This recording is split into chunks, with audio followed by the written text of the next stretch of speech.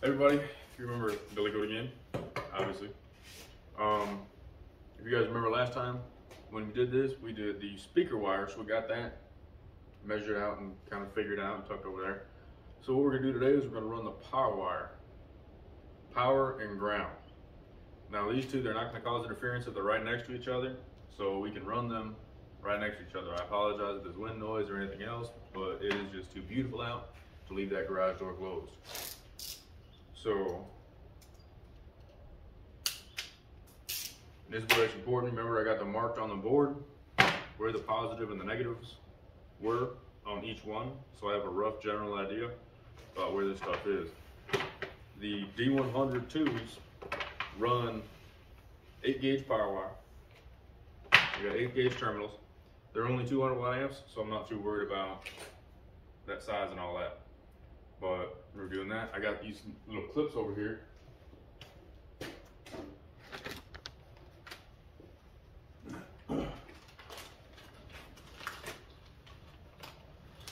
These little clips. Comes the camera.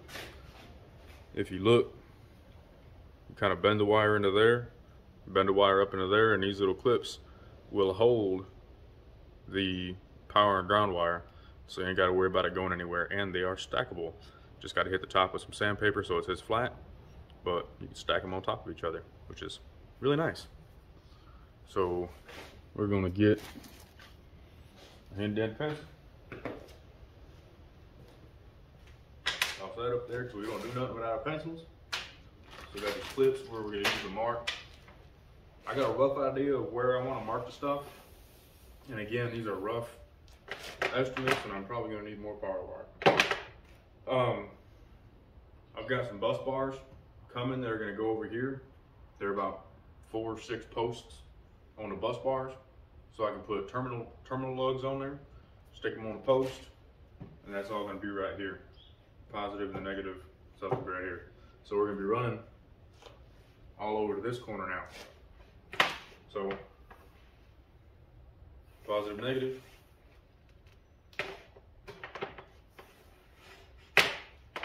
And we've got our handy dandy painter's tape. Never leave home without it. Well, never do a build without it.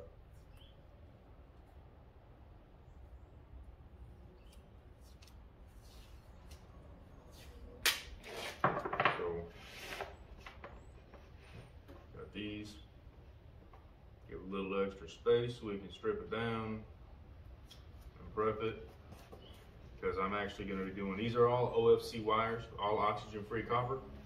And none of my builds, my personal builds, or if a customer basically gives me their card and tells me, plan it, buy stuff, I will always use OFC.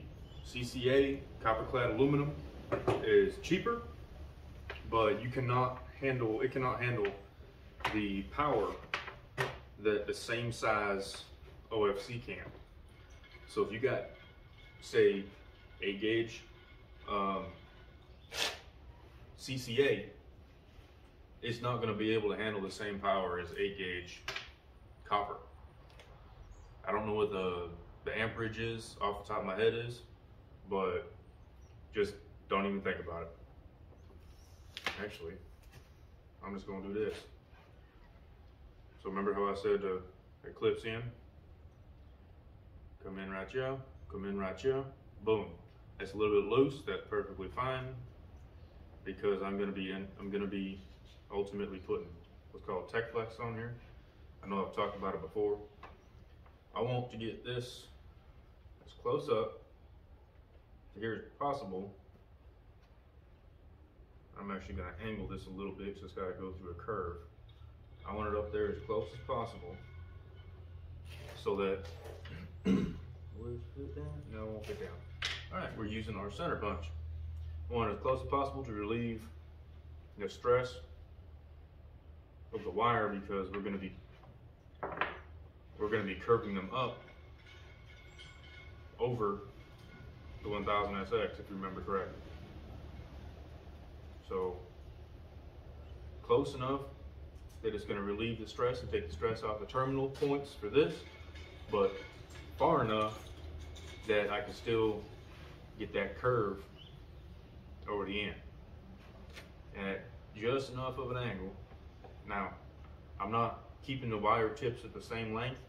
I'm actually extending out the positive one and pulling the negative one a little bit so I can find the right angle. Ultimately, if you look at it on a flat plane like that, they're going to be the same length. But if you look at it like this, it looks like one's longer than the other one. It ain't nothing to worry about. That's perfectly fine.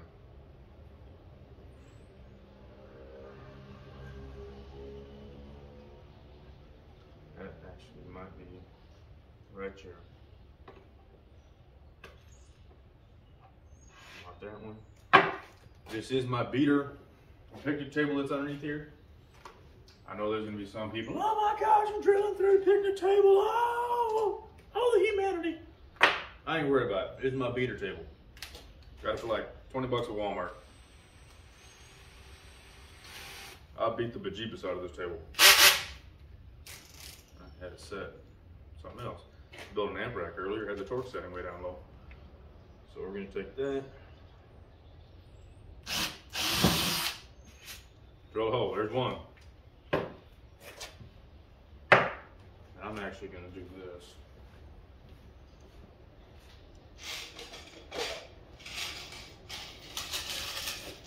At least for this one. These are number 6 by 1 inch. Oval headed screws. It's got the little countersink to it. I don't know, I just like the look of them as opposed to a regular screw because they just got a little rounded top and it's not regular countersunk, it'll just be flat. I mean, I'm weird. So then I adjust the torque setting because I don't like stripping stuff out. I'm gonna put it, that's about the angle.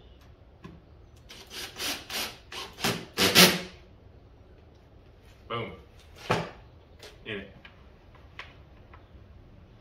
So thread these through again.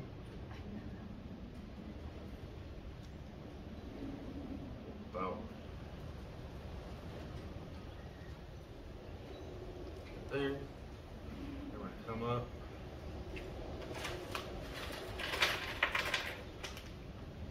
Yeah, I got a few of them. Put another one.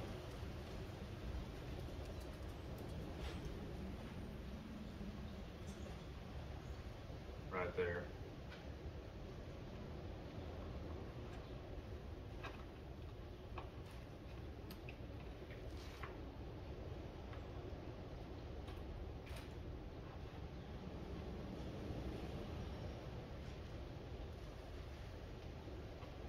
This is also another reason to do, except I want this one to look pretty and flat. So we're gonna set it right.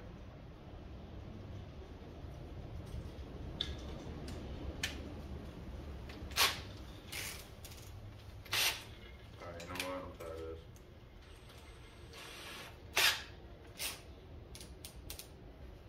This is one of the great things about having multiple tools.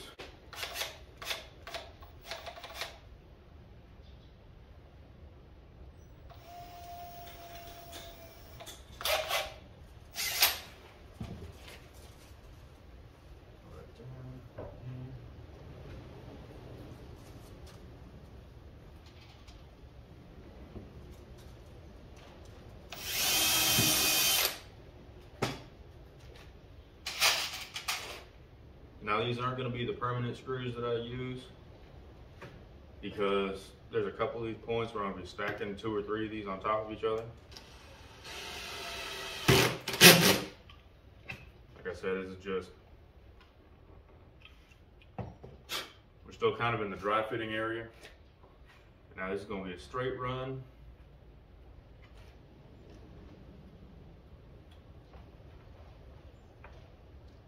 We don't need to worry about right in the middle there, but I'm going to be curving on this side in order to split it off. Put it right there. I could just do a straight run through here for now until I start measuring the wires for the helix. And then we can start talking about stacking and all that stuff.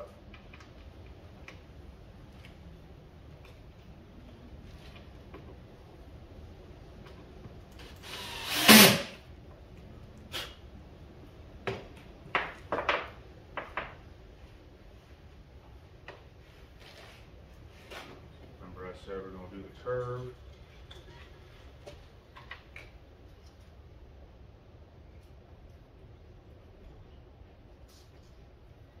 And this one I need to be careful about where I curve it at, because I've got the RCAs coming in right here. So the important thing about that is they usually come out about 3/4 to an inch, 3/4 inch to an inch from the amplifier.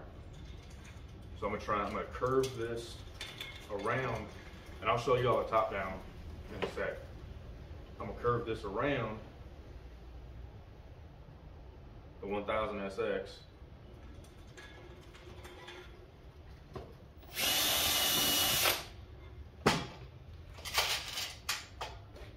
In order to get that clearance.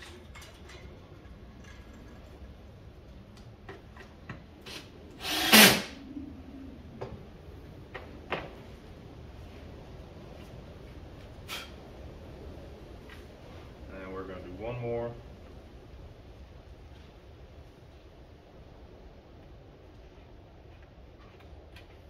One more 90-degree curve to send it to the bus bars.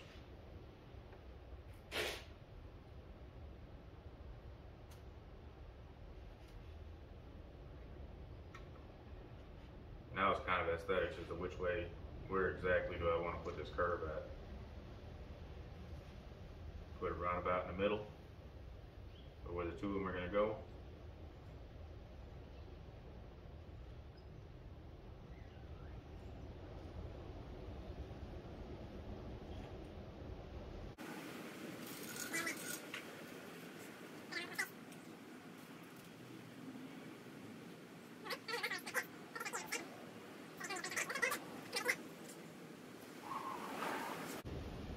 I'm gonna do that. Yep.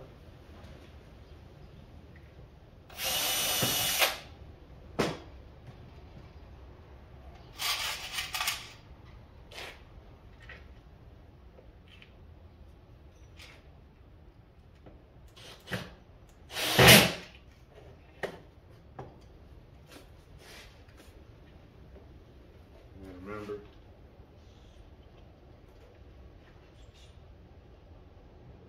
space on the power wire, not too much.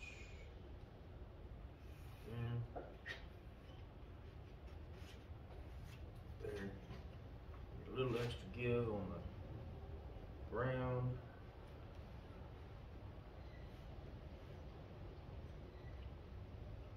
Right there. So now comes time to cut. Where do I want to do the crossover?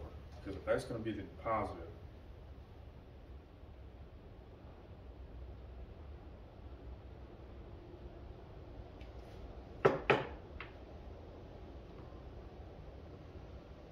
oh, I did stupid. I wouldn't pay. This is why you always pay attention to your markings on your board. Make sure that they are accurate and right. Because I did a dummy. I'll freely admit it, I wasn't paying attention. I had my wires mixed up. I ran the positive on the negative side and the negative on the positive side. I did a dummy.